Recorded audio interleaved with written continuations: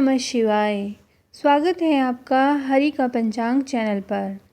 आज आप सावन महात्म के 14वें अध्याय का श्रवण करेंगे, जिसका नाम है नाग पंचमी व्रत।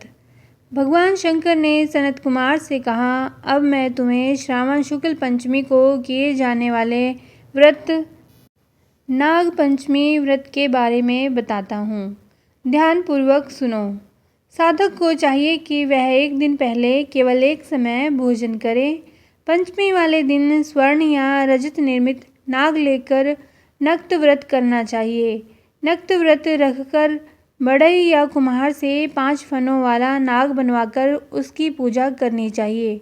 अपने घर के मुख्य द्वार के दोनों तरफ गोबर से 5 फनों का नाग बनाकर कटोरे में दूध रखकर उसकी धूप, दीप, गंध, अक्षत, करवीर, मालती, चमेली तथा चंपा के फूलों से पूजा करनी चाहिए। ब्राह्मणों को शुद्ध घी के लड्डू तथा खीर का भोजन करवाना चाहिए। काले नाग, तक्षक नाग, शंखपाल, वासुकी, शेषनाग, पद्मनाग आदि नागों को हल्दी व चंदन से दीवार पर बनाकर तथा नाग माता कद्रू को भी अंकित करके पुष्पों से पूजा करनी चाहिए। पूजन के पश्चात घी और खांड मिलाकर उनको दूध पिलाना चाहिए। उस दिन लोहे की कढ़ाई में पकवान बनाने वर्जित हैं।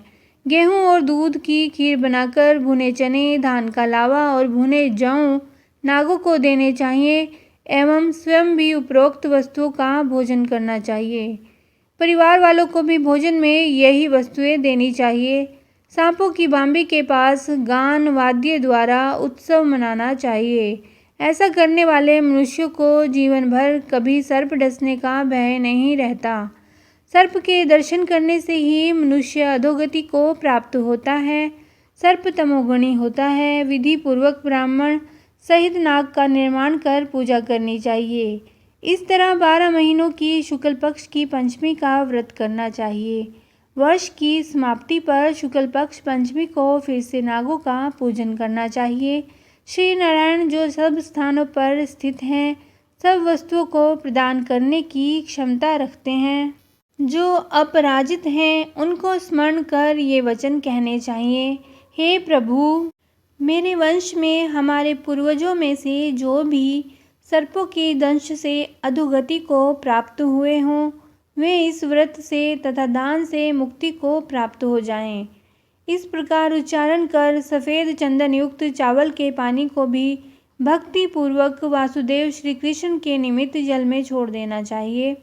इस प्रकार व्रत, पूजा और दान से साधक के वंश में सर्पदंश के कारण मरे होंगे या भविष्य में मरने वाले होंगे, हे सनत कुमार, वे सब सर्पयोनि से मुक्त होकर स्वर्गलोक में पहुँच जाएंगे। इस प्रकार व्रत करने वाला अपने वंश का उद्धार कर शिवजी के सानिध्य में पहुंच जाता है। हे सनत कुमार, जो मनुष्य नाग की हत्या करते हैं, उनके परिवार में अगले जन्म में पुत्र नहीं होता और यदि होता है तो अधिक समय तक जीवित नहीं रहता। महिलाओं की कृपणता के कारण भी प्राणी को सर्पयोनि प्राप्त होती है। जो दूसरों की अमानत हजम कर जाते हैं, वे भी सर्पयोनि में जाते हैं। जो प्राणी विभिन्न कारणों से सर्पयोनि में चले जाते हैं, उनके उद्धार का एकमात्र रास्ता नाग पंचमी का व्रत ही है। जो प्राणी नाग पंचमी का व्रत तथा नाग पूजा करते हैं, उनकी भलाई के लिए नागों के स्वामी शेषनाग और वासुकी नाग भगवान विष्णु से और भगवान शंकर से हाथ जोड़कर प्रार्थना करते हैं। शेषनाग और वासुकी नाग की प्रार्थना पर भगवान विष्णु और भगवान शंकर उन लोगों की सब मनोकामनाएं पूर्ण करते हैं। वे प्राणी नागलोक में अनेक तरह के भोगों को भोग कर बैकुंठ लोक में जाते हैं। ओम नमः शिवाय। तो यह था श्रावण महात्म का 14वां अध्याय, जो आप सभी ने श्रवण किया।